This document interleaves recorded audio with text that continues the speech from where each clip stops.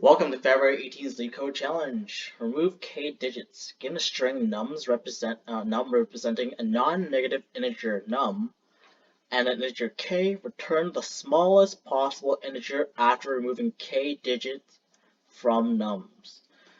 So we're given nums right here, and we want to remove the k digit equals to 3. If we remove 3 from that, what is the smallest number that we can make from this output?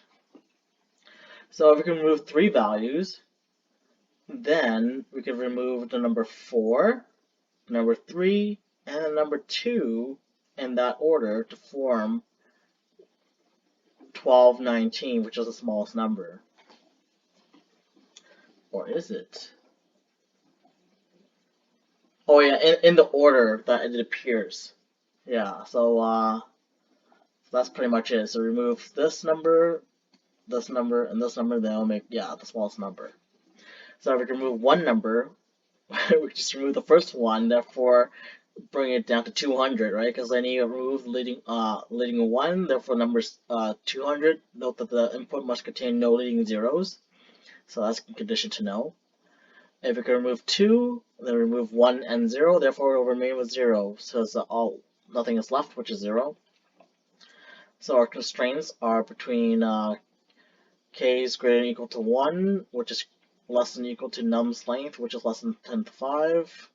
Nums that consist of only digits, and must not have any leading 0 except for 0 itself. Alright, so I think the first thing is we could use comparisons in this just to see which one is bigger and smaller. We could also use a stack. So let's think of an idea where in order to get the smallest possible number, we need to get rid of as many number as possible with big digits in the very beginning, right? That's kind of the intuition, right? So the most significant value placed or decimal value placed in the beginning are the large numbers, and we want to remove those. So we can actually use a monotonic stack to increasing the stack to help us remove those big digits.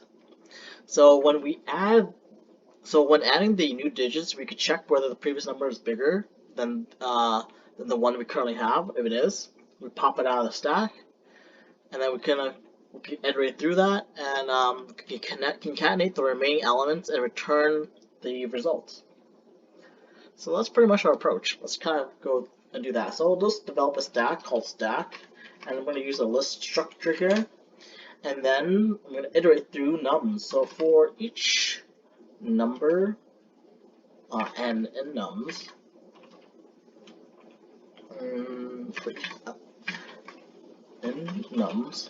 what I'm going to do is, while the stack is true, and k is true, and the stack at negative index 1, so saying that it's not empty, and also that it has greater than n values, then we are going to pop the stack.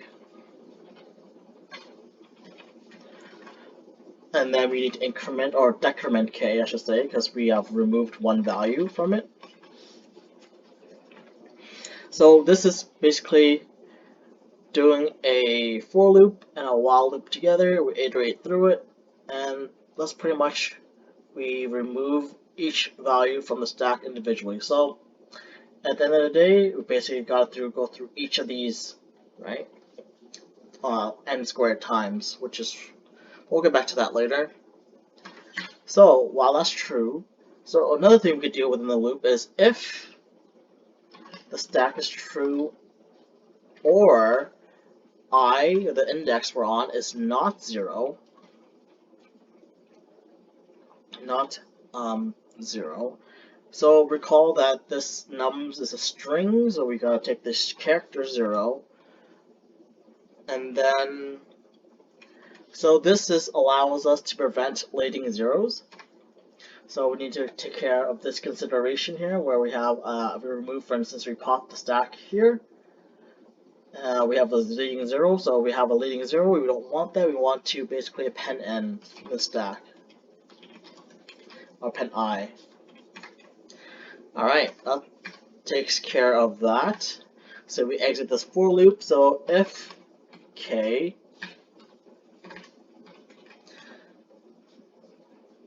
so that means that basically we run to this condition where, let's say, if k is larger than the actual length of the nums, then what we could do is just basically equate it to 0, or just hit the stack at the last number. So we will update the stack to be stack at index 0 to k negative k. Alright, and now what do we want to return? So the stack at this point should hold the smallest number, right, for each of, within the list, I should say.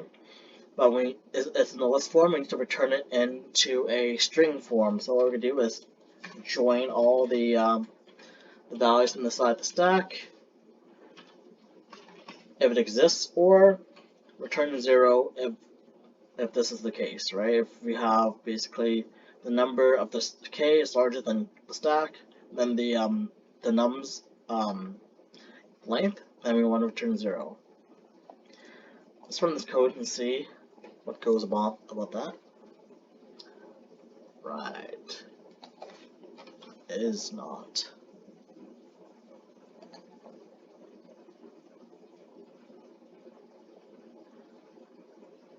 Num. Duh. Oh, wait, this is I.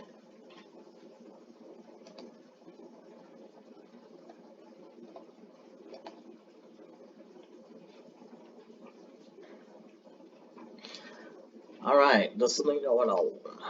So stack for each element I, while stack and k, and the stack -1 is larger than I. Pop the stack, decrement k. What am I doing?